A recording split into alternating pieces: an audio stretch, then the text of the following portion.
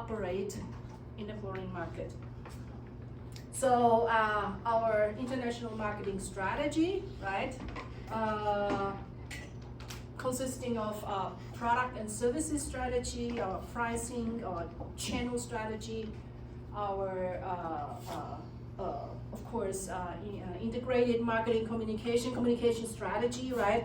All of these elements of our international marketing strategy have to take into consideration the cultural differences. Okay, so today we are going to introduce some frameworks which allow us to analyze and also evaluate and measure cultural differences, and we are going to talk about the impact of cultural differences on our marketing strategy, right? So first of all, how do cultural aspects play into our or interfere with our marketing decisions, right? So first of all and foremost, of course, it will have an impact on our market offering, yeah? Because international marketers must design products, distribution systems, choose distribution systems, and also design promotional programs, you know, with due considerations to these cultural differences. So what do people actually local consumers, right? What product, what services do they expect, right? How do they shop? Okay, so where do they usually go for grocery shopping, for example, right? Habitually, okay? Do they go to, for example, if it's in Vietnam, where do people usually go for groceries? Who is doing the grocery shopping anyway, right? In an average Vietnamese family? The woman, you mean the woman, so it's a female role. Where do they go? Usually? Habitually. Huh? Traditional markets, right? Farmers markets, you have that in Vietnam as well, right? Yeah. How about in Thailand? Habitually. Where do you go for grocery shopping? Right? Because this will have an impact. You have to understand, right? These cultural preferences, yeah, because it will have an impact on what kind of channel, right? What kind of distribution channel you're going to choose, right? Yeah, so like in Thailand, shopping mall for groceries. Yes. Yeah, like vegetables, meat, you know, dairies, you know, in a shopping mall. Okay. Do you have wet markets or farmers markets? You know, traditional farmers markets. But yeah? I think the new generation often to go in the supermarkets, yes, right? Hypermarkets, yes, right? yes. Okay, so obviously age is also a distinguishing factor. Okay, so it depends. You know, you cannot just say, okay, the local people, you know, they go to farmers markets. You have to distinguish between different age groups, right? Yeah, so consumer behavior will vary depending on age groups, okay? Yeah, so this goes into distribution systems, right? And also promotional programs, of course, right? Yeah, so how do we, promotion, of course, not only promotion, yeah? On a broader scale, we are talking about communication campaign, right? So how do we efficiently, effectively deliver a message, you know, to our target audience, right? So what kind of, for example, media, you know, do they usually retrieve information from, right? Yeah. So do you watch news? What kind of media is the most, you know, frequently used from your perspective? Which media do you frequent usually every day? Where do you retrieve news, right? Where do you, you know, send or receive messages, right? Right. So is it broadcast media, print media? Is it you know, social networks, right? Digital media, right? So you have to understand the information behavior of the local consumers in order to make an effective decision, yeah, on what kind of campaign, right, communication campaign you're going to stage, right? Okay, so this again, you know, culture, plays into this decision here, right? Second, the way of doing business, right? So after all, when we engage in host destinations, host market, we have to deal with people. We have to communicate with people, right? So from this direct, interaction, there will be a lot of potential for cultural conflict, right? Yeah. For example, right? With respect to the contact level, okay? Yeah. Hierarchies, right? So what level?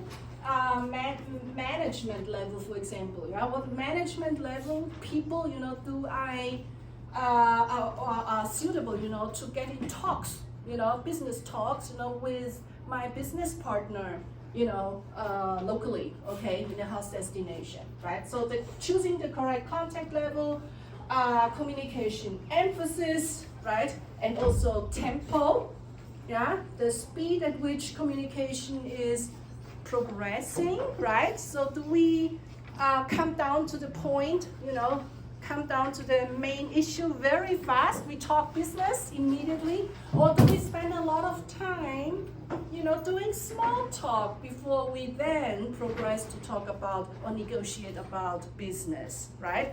So depends on culture, right? In some cultures, obviously, we have to be patient. Yeah, we need to spend more time to what? To establish good relationships, right? Establish mutual trust before we can then, progress to talk about some business, right? So here again, there's a, potential for culture clash if you have two negotiators coming from different cultural backgrounds, right? Like an American with, negotiating with, with the Chinese, right? Yeah, or with the Japanese, right? You will have different kinds of communication culture. Yeah? Also formality, right? So is it a very formal setting when we negotiate with each other, yeah, right? Or is it more informal, right? So some cultures, they are more informal. Okay, so if you call each other by the first name, right? You don't really use titles, right? But in other cultures, they emphasize a lot, or they do have a lot of respect, towards, for example, the use of academic titles, right? The use of job titles, right? So yeah, again, this is a difference here, okay? And yeah, today we of course are going to talk about some do's and don'ts, okay, in different cultures, right? The emphasis on relationships I've just mentioned, right? So relationship, this phenomenon, has different names, has a different terminology in different cultures, right? Like in Chinese, we call it 关系, right? Yeah, so the importance of 关系 is not to be underestimated. If you don't have 关系, nothing will work, right? Yeah, so you need to be patient and invest in 关系 before you can then successfully, sign the deal, right? In other countries, not so relationship-oriented countries, right? Yeah, it's more about,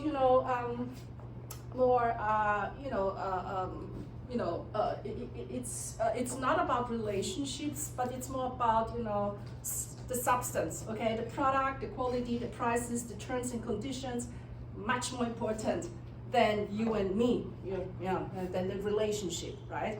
Okay, so the terms and conditions must be okay, regardless of relationship, right? Okay, so big differences here in the way we do business, right? In different countries. Also, sometimes in international markets, we are not the marketer, but actually we are the investor. Okay, so we invest in the local market, setting up a local presence, right? Doing a joint venture, with a local company. Okay, so we are engaged in the local market in terms of investment. Okay, so it comes down to managing people, right? So what's the management style in different countries, right? How do you manage people? What does managing people mean? Well, manage people starts with recruitment, right? Recruitment, training, right? Motivating, right? yeah, and rewarding system. Reward systems and motivation, of course, are inextricably interlinked, right? Because obviously you would motivate employees by providing good incentives, good rewards, right? But how do you do that? What kind of rewards are actually appreciated by the local people, right? Is it more tangible rewards, or is it also intangible rewards like face, yeah, like praise, like promotion, you know? Yeah. So what do people care about? What do they want, right? The employees, right? How can they be motivated? How do they actually work? Do they like to work in teams, you know, as part of a bigger team? Or do they prefer to work individually, right? So it's similar like you do a report. Do you prefer to be all alone, you know, preparing your report, right? Or do you prefer to be part of a group, a team, you know, and everybody has some contribution and everybody shares the result, okay, or shares the reward or the achievement, right?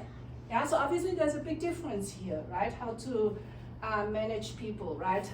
Leadership style, decision-making processes, okay, so it's not only about employees, it's also the organization, yeah, the organizational structure, right?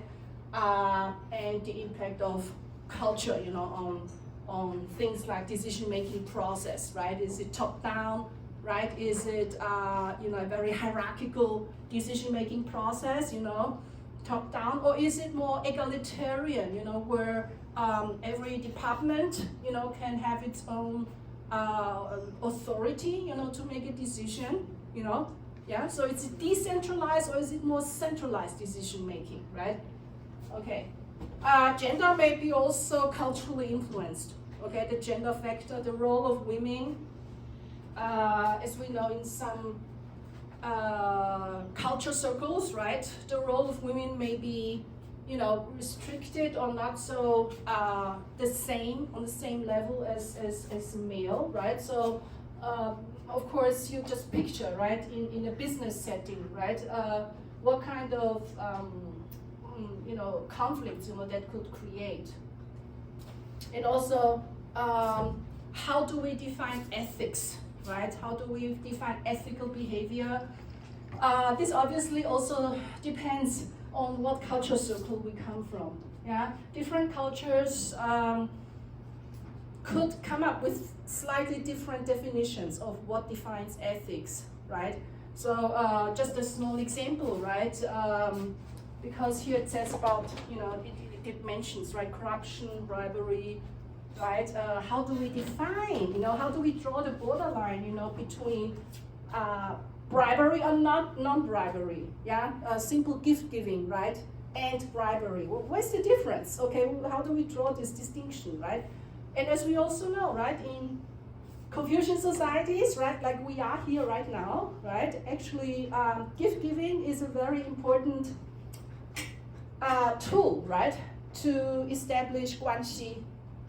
Yeah, we talked about guanxi, we just mentioned it, right, how important it is. So if you want to establish good relationships, a very important tool is to, you know, to interact, right, to communicate and also to give each other some gifts, right? But where do you draw the borderline, as we just mentioned, between gift giving and corruption, right?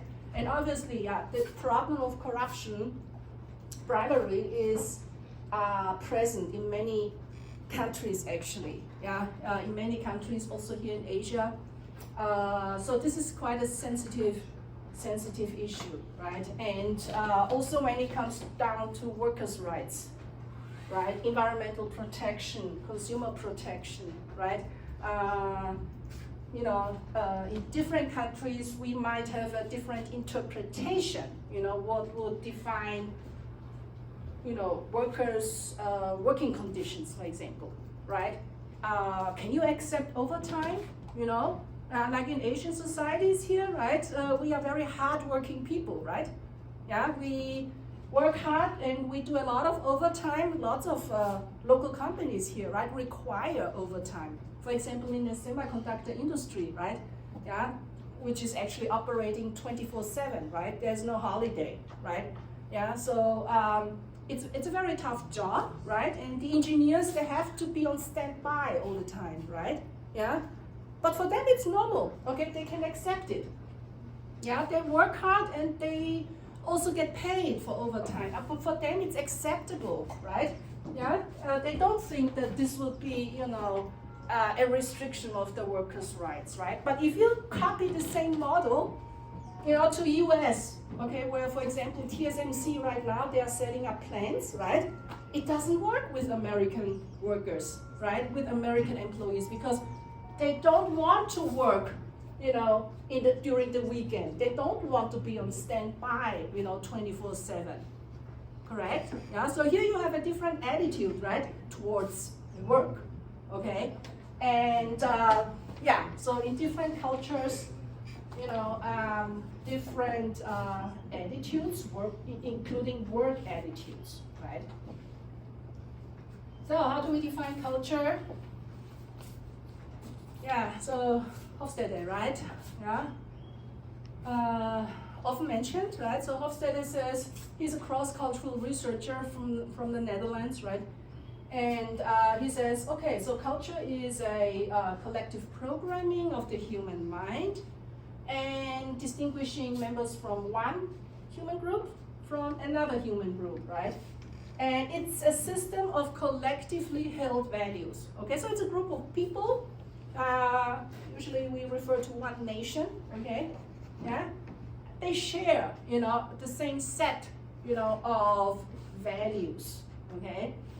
And different cultures, they have different values, okay? So it then continues, you know, to say what are actually the elements of culture, right? So we just mentioned values, okay? But also beliefs, and also more, you know, observable, you know, customs and rituals, yeah? Because customs and rituals can be observed, right? Because it's behavior, yeah? So we can see different customs and different rituals associated with different cultures, right? Okay? And all of these are shared among individuals in a society, and they are passed on from one generation to the next through learning process. So what does this imply? It implies that culture is not congenital. Okay, it's not congenital. You're not born with a specific culture, but you learn a specific culture depending on where you are born. So if you're an Asian and you are born in the United States, you grow up, you know, with the United States culture, right? But probably you will also absorb, of course, from home, right, from your parents, right, some Asian culture as well. But you are mixed culture, right? Yeah. Okay, so this is an emphasis here. It's not congenital. All of us go through a socialization process, a learning process. Okay. Good. Okay, and then with respect to cultural values, right? We also can observe that some cultural values, so-called primary values, they consist. They are very consistent, okay? They can survive for a very long time. They persist for a very long time. Yeah, they are, you know, shared, you know, from one generation or passed on to the next generation, and it will not change, right? Whereas other kinds of cultural values, the so-called secondary cultural values, they change relatively fast within 1 or 2 generations, okay? So an example, right? Core values, for example, in Confucian societies, our core value, which has been existing, you know, for dozens of generations, for the last 800 years, right? Maybe we emphasize, for example, you know, the value of education, right? The value of family. Okay, family value, yeah, treasuring the family, yeah. Relationships, for example, quite important, right? Yeah. Whereas secondary values, yeah, are more related to behavior, habits, right? Yeah, these tend to change quite or more frequently or more easily, right? For example, food culture.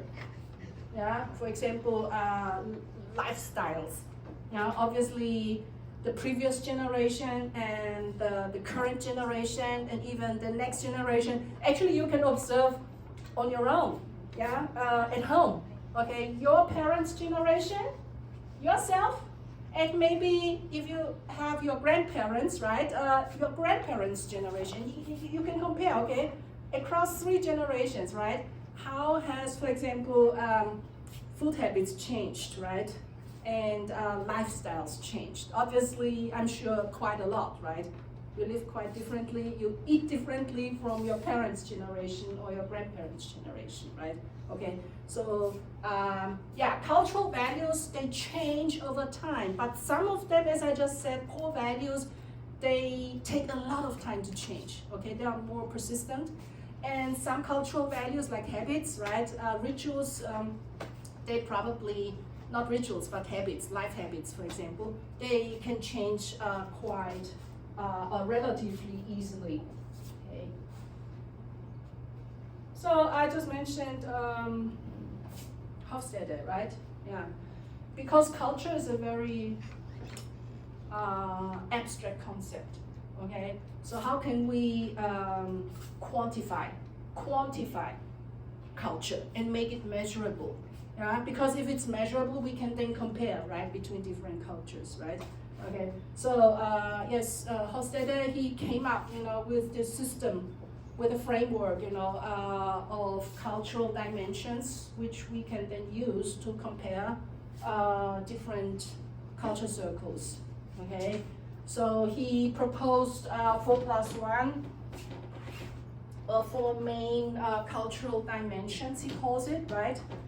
Which distinguish one culture from another. Okay, so they are called individualism index, because it's a number. Okay, you can measure it. Okay, yeah, individualism index, or IDV, yeah, which focuses on the degree of self-orientation. Okay, focus on myself. Okay, as opposed to focusing on the group. Yeah, and the second one is PDI, yeah, power distance, which describes the power distribution, yeah, between different levels of hierarchy.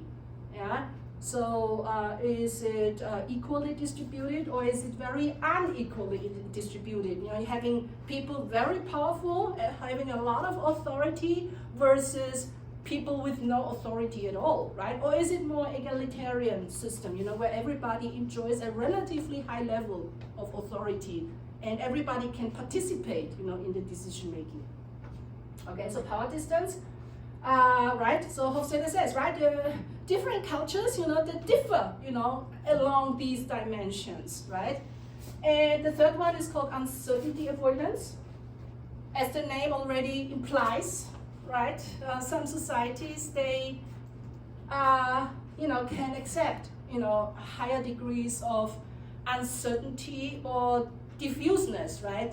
Whereas other societies, they don't like, to live in uncertain conditions. They try to minimize uncertainty by different means, right? For example, in a business context, what does uncertainty mean? Uncertainty would refer to, for example, future scenarios. Okay, so I want to joint venture with you. Okay, but how do I know, you're trustworthy? How are we going, to solve problems, in the future? Yeah. So in order to anticipate these scenarios, we can ex ante, we can actually sign a contract and put it all down on paper, for example. Okay, going through all different scenarios. If then, okay, if something happened, scenario A, yeah, then, you and me, how are we going to solve this problem? Who is going to have the responsibility? How are we going to share our burden, right? but also how are we going to share, the benefits, right? So we are going to ex ante anticipate the future scenarios, and then work out, put it down on paper in order to reduce future uncertainty, right? Okay.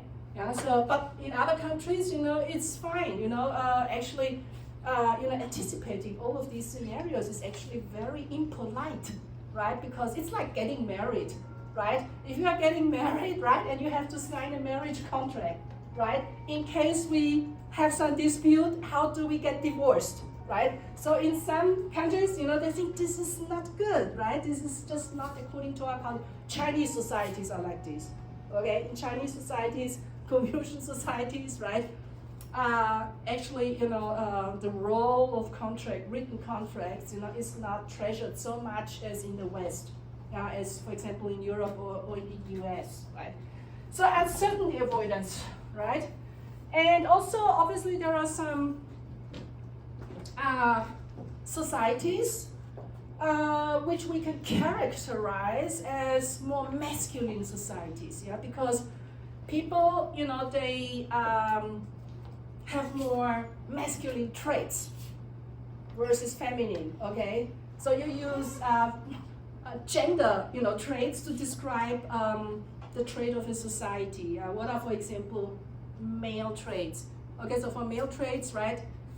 Aggressiveness, right? More aggressive societies, right? Regardless whether it's in your job, in your in college, right? You're very aggressive, in pursuing your goals, right? Or pursuing your career, right? Win-lose situation. Okay, so I got to win. The others have to lose, right? If I want to reap all the benefits, somebody has to lose, but that's fine, right? Yeah, in business as well, right? I want to have the highest profits. Yeah, I demand the lowest price from my supplier, and I don't care if the supplier can survive with that kind of low price, right? So it's a win-lose situation, or win-lose attitude, okay? Whereas in female societies, or female trade societies, right, they will just more focus on, for example, cooperation, okay, long-term cooperation, loyalty, establishing, loyal relationships, win-win situation, ensuring that both sides, buyer and supplier, can reap benefits out of this cooperation, right? Emphasizing quality instead of quantity, right? Okay, so yeah, Hofstadter, right? He came up with this fourth culture dimension called masculinity index, okay, MAS, okay? And then later on, he also added a fifth dimension. It's called Confucian dynamism, which is suitable, to describe Asian societies. Okay, Confucian society, because for Confucian societies, they have specific traits that other non-Confucian societies do not have. Okay, for example, as I mentioned before, the focus on relationships.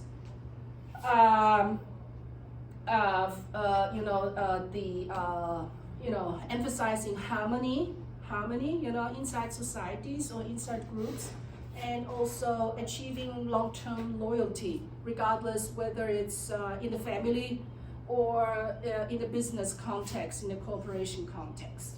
Okay. Yeah. So these are the cultural dimensions Hofstadter defined, right? So let's take a closer look, and give some examples, right? By the way, are you familiar with Hofstadter? Right. You have heard before, right? Hofstadter. Anybody not heard about it before? Raise your hands. All of you have heard before? Thurston, have you heard about Hofstadter culture dimensions before in other classes? Yeah, we did for the last semester. You did? Okay, good. Okay, so what is IDV? High IDV culture, individual. Yeah, can you give me an example of high IDV trait? For example, about high IDV cultures, Yeah. we can talk the Americanism Mhm. as examples, Mm-hmm. where the personal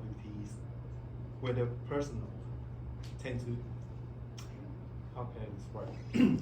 Like they are Self-centered. self-oriented. Self-oriented? I would Yes. say self-centered. Self-centered. Self-centered sometimes, Mhm. and they not really care about the others people in the society. Mm. Tariffs. Yeah, but